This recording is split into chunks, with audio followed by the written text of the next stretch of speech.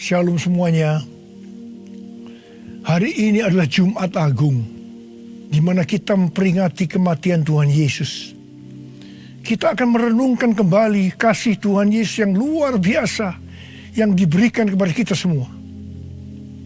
Saya mau mengatakan sesuatu kepada saudara, bahwa apapun yang kita alami hari-hari ini, dalam pandemi COVID-19 dan krisis ekonomi, kita harus tahu bahwa Tuhan Yesus sangat-sangat mengasihi kita semua. Yang paling penting, kita harus mengerti bahwa kasih Tuhan Yesus kepada kita adalah supaya kita diselamatkan. Melalui segala peristiwa ini, kita harus ingat seperti yang terdapat dalam Roma 8 ayat 28 yang berkata, kita tahu sekarang bahwa Allah turut bekerja dalam segala sesuatu, baik enak maupun tidak enak, untuk mendatangkan kebaikan bagi mereka yang mengasihi Dia. Apakah saudara mengasihi Tuhan Yesus? Kalau saudara berkata ya, berarti ayat ini buat saudara dan juga buat saya. Saya percaya melalui semua yang terjadi, kita yang mengasihi Tuhan Yesus akan makin serupa dengan gambarnya.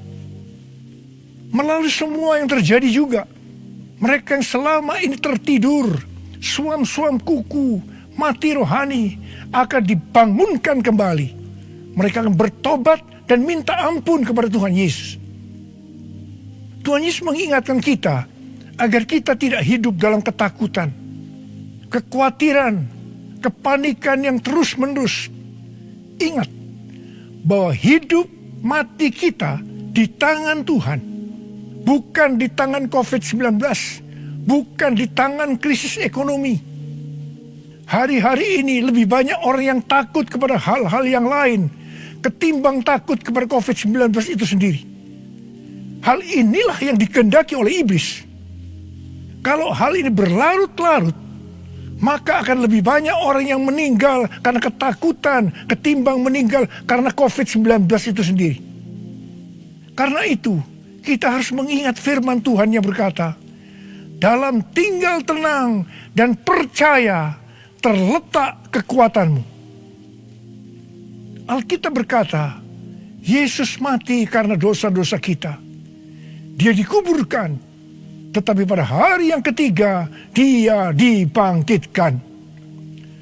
Alkitab berkata, semua orang telah berbuat dosa dan telah kehilangan kemuliaan Allah. Upah dosa ialah maut, mati kekal selama-lamanya, tempatnya di neraka. Neraka adalah tempat yang sangat mengerikan. Jangan sampai masuk neraka. Karena itu, Tuhan Yesus datang ke dalam dunia ini untuk menyelamatkan kita semua. Bagaimana cara Tuhan Yesus menyelamatkan kita? Alkitab berkata, Tuhan Yesus yang tidak mengenal dosa dijadikan dosa oleh karena kita, supaya di dalam Dia, yaitu mereka yang percaya kepada Tuhan Yesus, dibenarkan oleh Allah. Apa arti dari ayat ini? Tadi dikatakan semua orang telah berbuat dosa dan telah kehilangan kemuliaan Allah. Upah dosa ialah maut, mati. Jadi Tuhan Yesus harus mati menggantikan saudara dan saya.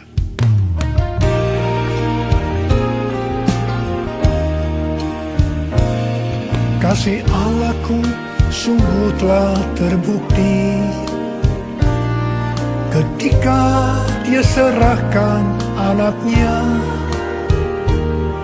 Kasih Allah mau berkorban bagi kau dan aku. Tak ada kasih seperti kasih-Nya. Bersyukur, bersyukur, bersyukur.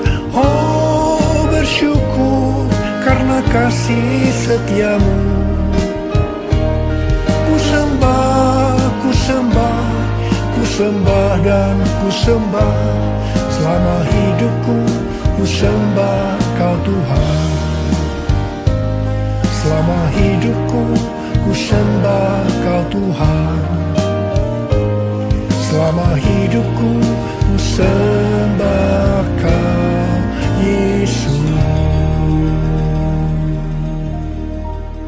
Kalau kita melihat cara mati Tuhan Yesus, saya katakan sangat-sangat tidak manusiawi. Alkitab menuliskan ada 10 tahap penderitaan Tuhan Yesus.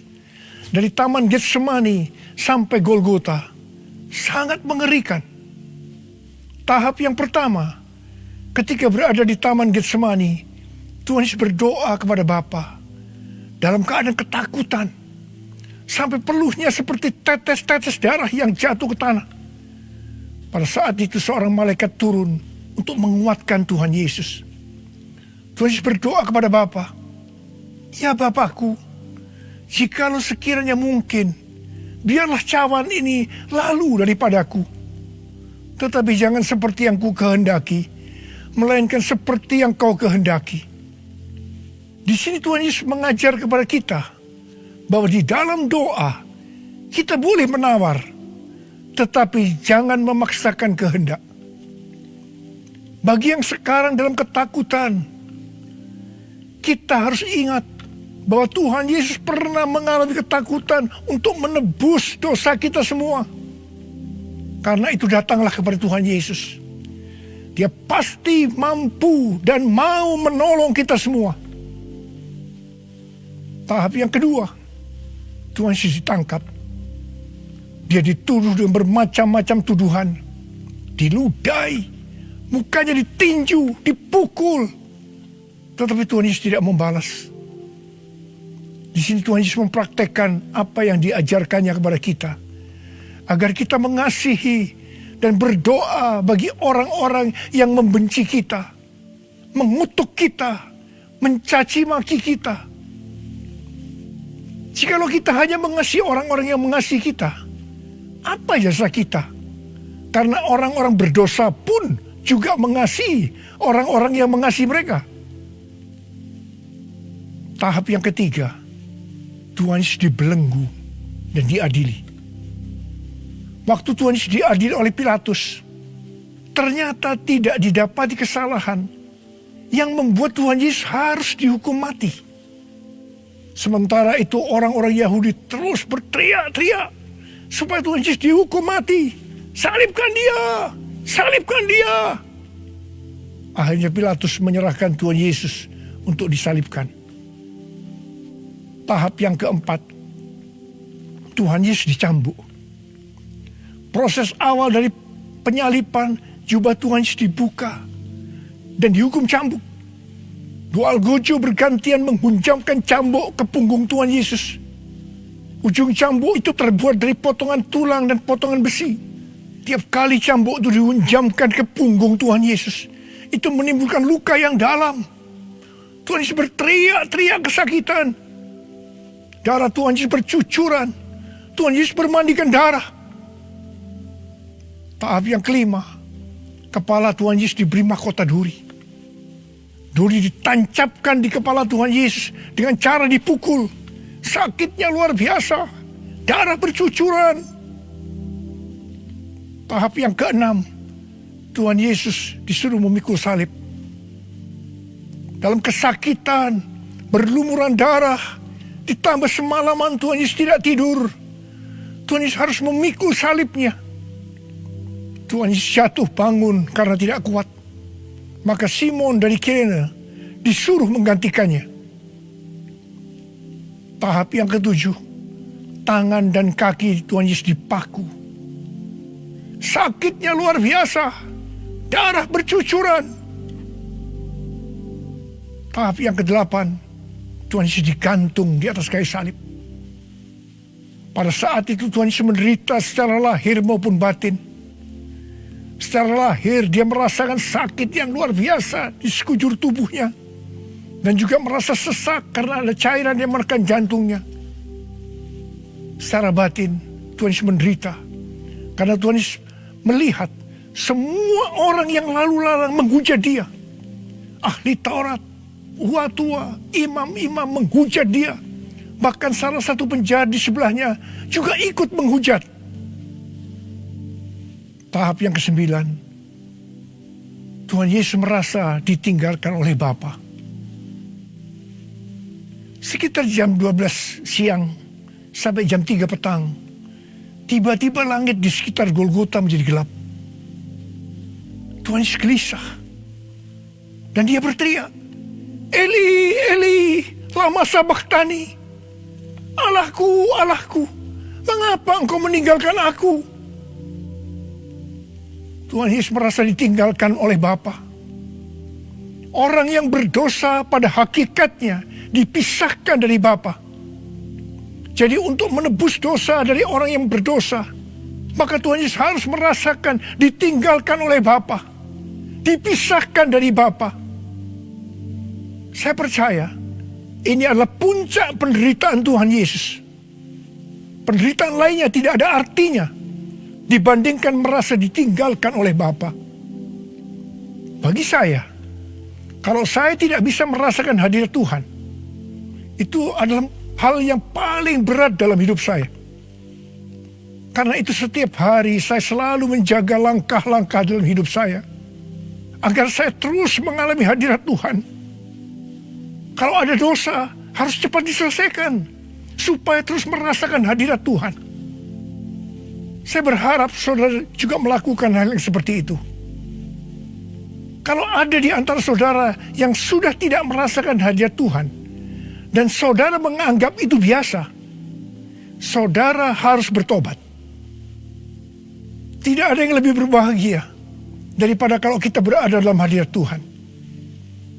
Sebab Alkitab berkata, di hadapanmu ada sukacita berlimpah-limpah. Artinya di dalam hadirat Tuhan ada sukacita dan kebahagiaan yang berlimpah-limpah. Tahap yang ke-10, Tuhan Yesus berkata, sudah selesai. It is finished. Ya Bapa, ke dalam tanganmu kuserahkan nyawaku. Lalu Tuhan Yesus mati. Pertanyaannya, mengapa Tuhan Yesus harus mati dengan cara demikian? Mengapa tidak dengan cara yang mudah? Dipenggal kepalanya, selesai. Mengapa Tuhan Yesus harus mati dengan bermandikan darah? Alkitab katakan, tanpa penumpahan darah tidak ada pengampunan dosa.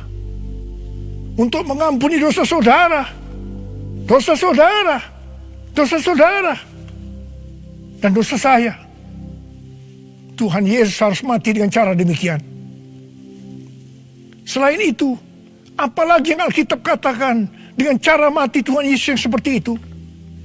Yang pertama, penyakit kitalah yang ditanggungnya.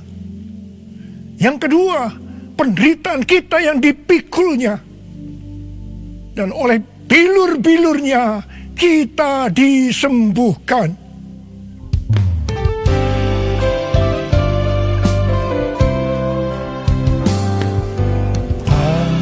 Terukur kasih-Mu Yesus, Kau telah mati gantikan diriku.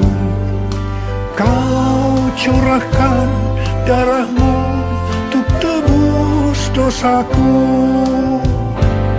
Layaklah Kau Tuhan dipuji dan disembah dengan segenap hatiku. Layaklah Kau Tuhan dipuji dan disembah dengan segenap jiwa ragaku. Dengan segenap jiwa ragaku. Dengan segenap jiwa ragaku. Tuhan Yesus mati karena dosa-dosa kita. Dia dikuburkan, tetapi pada hari yang ketiga Dia dibangkitkan. Haleluya!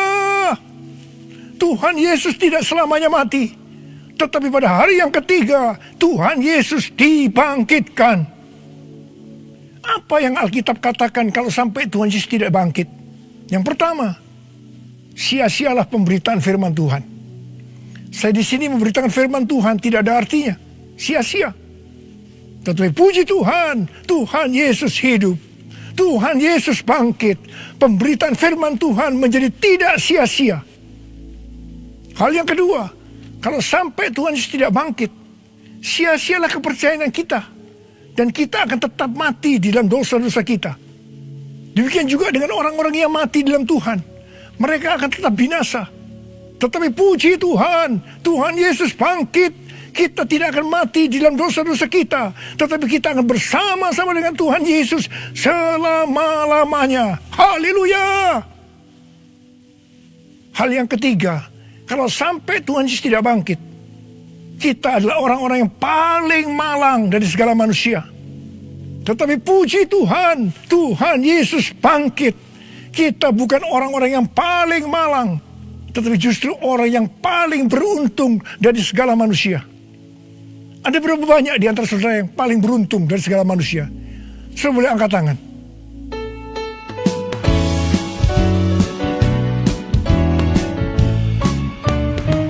Sebab Dia hidup, ada hari esok. Sebab Dia hidup,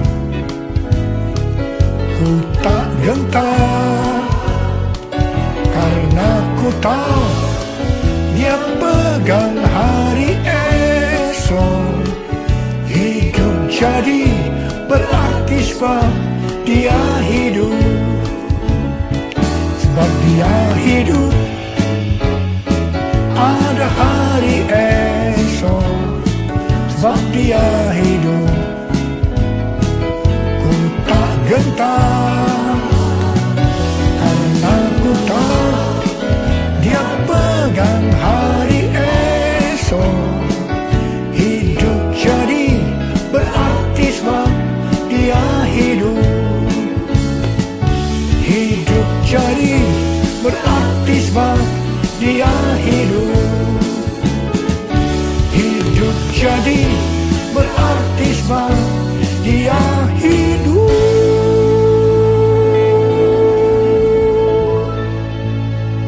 Karena Tuhan Yesus hidup, maka ada hari esok. Karena Tuhan Yesus yang pegang hari esok saudara dan saya, Dia hidup. Dia berkata kepada kita, jangan kamu takut, jangan kamu khawatir, jangan kamu panik. Karena Tuhan Yesus hidup, maka mujizat-mujizat yang dilakukan oleh Tuhan Yesus 2000 tahun yang lalu masih ada sampai dengan hari ini. Orang buta melihat, orang lumpuh berjalan, orang tuli mendengar, orang mati dibangkitkan, orang kusta menjadi tahir, dan kepada orang miskin diberitakan kabar baik.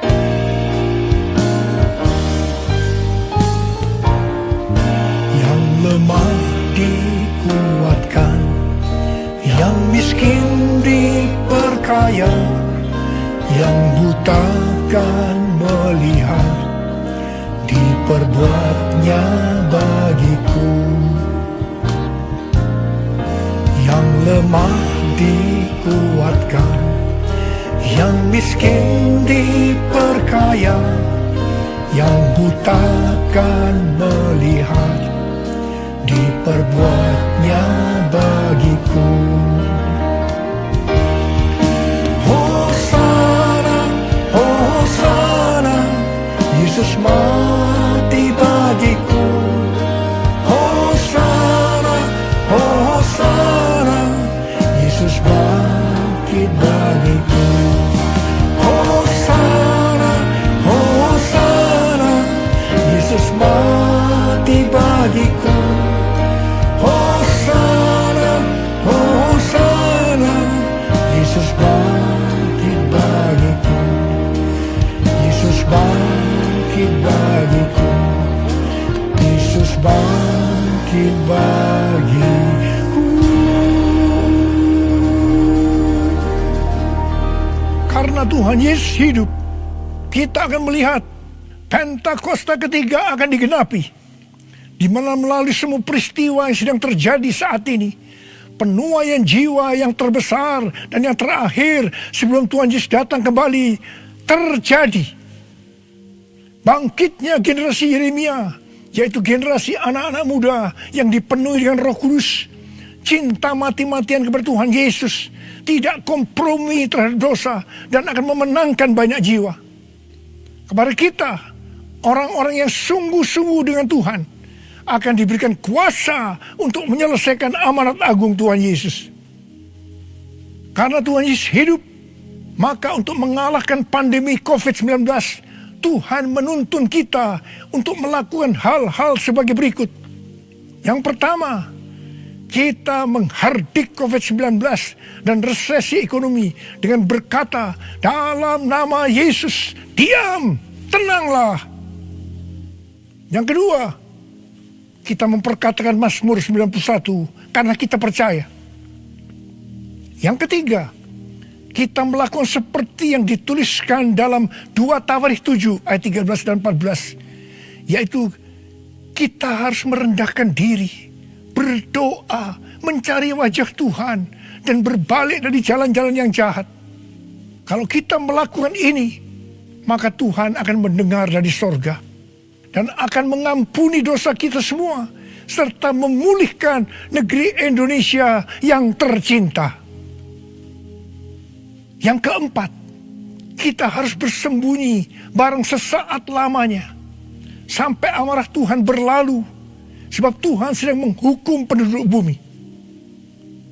Yang kelima, gereja-gereja Tuhan harus bersatu untuk membuat mezbah doa dan pujian penyembahan untuk meminta belas kasihan Tuhan. Yang keenam, kita harus melakukan 6M, yaitu yang pertama, memakai masker. Yang kedua, mencuci tangan dengan sabun.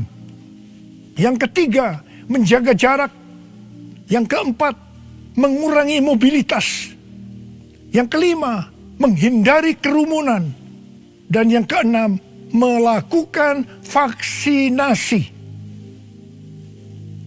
Karena Tuhan Yesus hidup, maka Tuhan Yesus memberikan tema untuk tahun 2021 sebagai tahun integritas. The year of integrity. Kita harus menjadi orang yang berintegritas.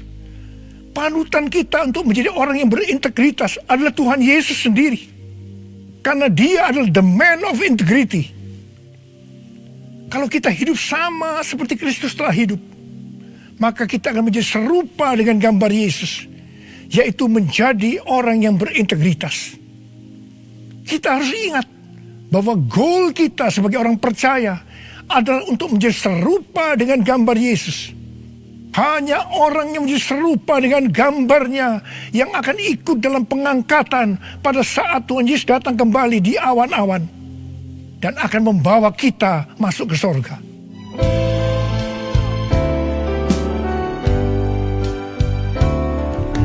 Menjadi seperti Kau, Yesus, menjadi seperti Kau, Yesus, menjadi sempurna dalam seluruh hidupku,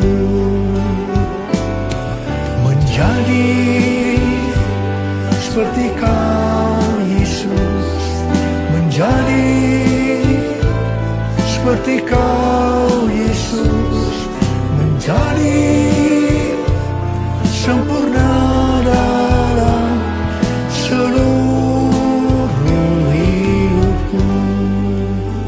Mari, saudara mau hidup sebagai orang yang berintegritas, angkat tangan saudara. Saya mau berdoa buat saudara. Menjadi seperti Kau, Yesus, menjadi seperti Kau, Yesus, menjadi sempurna dalam seluruh hidupku.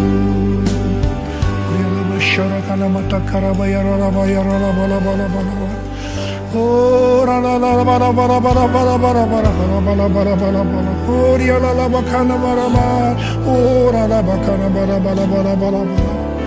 Tuhan, Kau melihat anak-anak-Mu sudah mengangkat tangan. Mereka berjanji di hadapan-Mu untuk menjadi orang yang berintegritas, untuk makin serupa dengan gambar-Mu ya Tuhan. Berkatilah mereka Tuhan, dalam berkat Paskah buat mereka, curahkan ya Tuhan. Berkat Paskah buat mereka, curahkan ya Tuhan. Engkau yang begitu mengasihi mereka, Engkau tahu segala kebutuhan yang mereka perlukan hari ini. Terima kasih Tuhan. Mungkin ada yang sakit, dalam nama Yesus sembuh, dalam nama Yesus sembuh, dalam nama Yesus. Mungkin ada yang mengalami krisis ekonomi hari-hari ini, Tuhan. Kasihani mereka ya Tuhan. Berikan mereka kecukupan, berikan mereka kelimpahan ya Tuhan, dan segala hal yang baik. Tuhan, terima kasih. Berkat-Mu melimpah buat anak-anak-Mu. Kasihanilah mereka Tuhan, kasihanilah mereka ya Tuhan. Bapa, terima kasih. Dalam nama Yesus, amin. Mari saudara-saudara, kita akan masuk dalam perjamuan kudus. Kita akan mengingat ayat ini. Sebab setiap kali kamu makan roti ini dan minum cawan ini, kamu memberitakan kematian Tuhan sampai Ia datang. Perjamuan kudus adalah perjamuan Tuhan Yesus sendiri. Setiap kali kita masuk dalam perjamuan kudus, Tuhan Yesus selalu berkata, biarlah ini menjadi peringatan akan aku. Karena itu mari, arahkan hati kita kepada kebaikan Tuhan. Kita akan mengingat kebaikan Tuhan. Mari tundukkan kepala. Bapa, siapakah kami sebelum kami mengenal Engkau? Kami semua orang berdosa. Upah dosa adalah maut, mati. Tapi Engkau yang tidak berdosa telah dijadikan dosa oleh karena kami semua. Engkau harus turun dari sorga mulia, menjelma menjadi manusia, mati ganti kami dengan penderitaan yang luar biasa.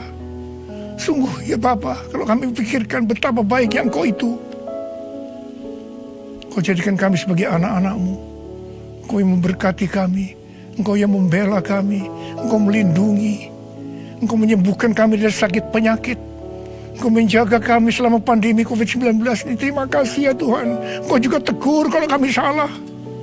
Itu Engkau ya Abah, Saudara, Tuhan akan memberkati saudara melalui perjamuan kudus.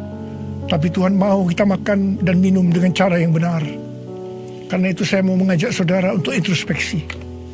Lihat keadaan dirimu masing-masing. Jangan menyimpan dosa. Kalau ada dosa yang diingatkan oleh Tuhan kepada saudara, langsung minta ampun. Minta ampun. Katakan, ampuni saya Tuhan. Ampuni saya Tuhan. Ampuni. Supaya saudara diberkati. Minta ampun. Ampuni Tuhan. Ampuni kami semua. Ampuni Tuhan. Hamba boleh memintakan juga ampun buat mereka. Ampuni juga hamba-Mu. Terima kasih. Terima kasih ya Abah. Terima kasih. Kami akan masuk dalam perjamuan kudus dengan hati yang penuh ucapan syukur. Dalam nama Yesus. Amin.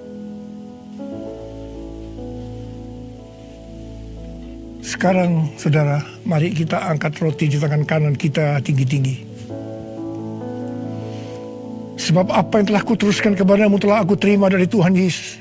Yaitu bahwa Tuhan Yesus pada malam waktu diserahkan mengambil roti. Dan sesudah itu ia mengucap syukur atasnya. Dia memecah-mecahkannya dan berkata, inilah tubuhku yang diserahkan bagi kamu. Perbuatlah ini menjadi peringatan akan aku. Sudah dikasih Tuhan. Bukankah roti yang kita pecah-pecahkan ini adalah persekutuan kita dengan tubuh Kristus? Mari kita makan dalam nama Yesus.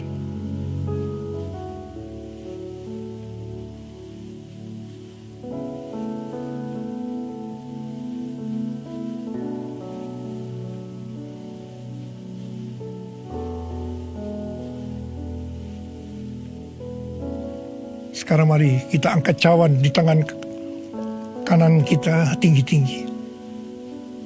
Demikian juga ia mengambil cawan sesudah makan lalu berkata, cawan ini adalah perjanjian baru yang dimeteraikan oleh darahku. Perbuatlah ini setiap kali kamu meminumnya menjadi peringatan akan aku. Sudah dikasih Tuhan. Bukankah cawan pengucapan syukur yang atasnya kita ucapkan syukur adalah persekutuan kita dengan darah Yesus? Mari kita minum dalam nama Yesus.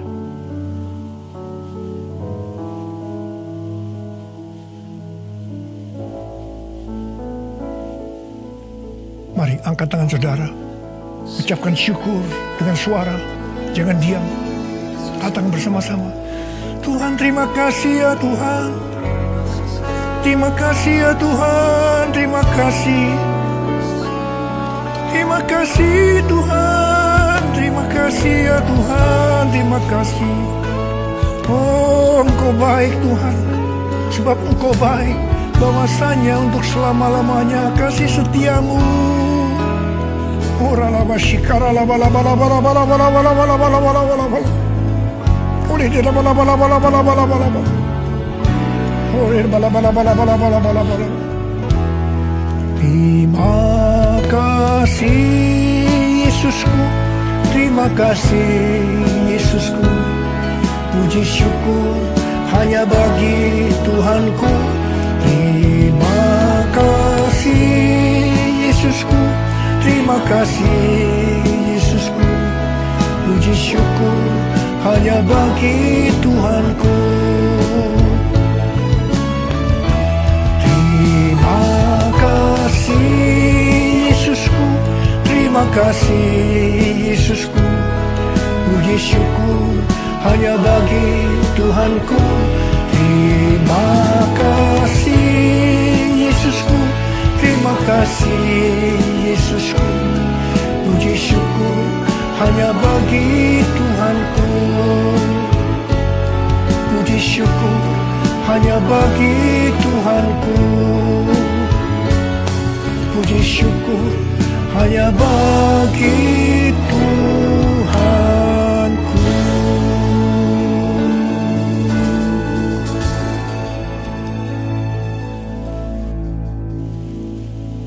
Sekarang terimalah berkat Tuhan. Kasih karunia yang berlimpah-limpah daripada Allah Bapa dalam Anak yang tunggal Yesus Kristus. Persekutuan yang manis dengan Roh Kudus menyertai saudara sekalian mulai hari ini. Sampai Tuhan Yesus datang menjemput kita di awan-awan dan bahkan sampai selama-lamanya. Yang percaya bersama-sama katakan amin.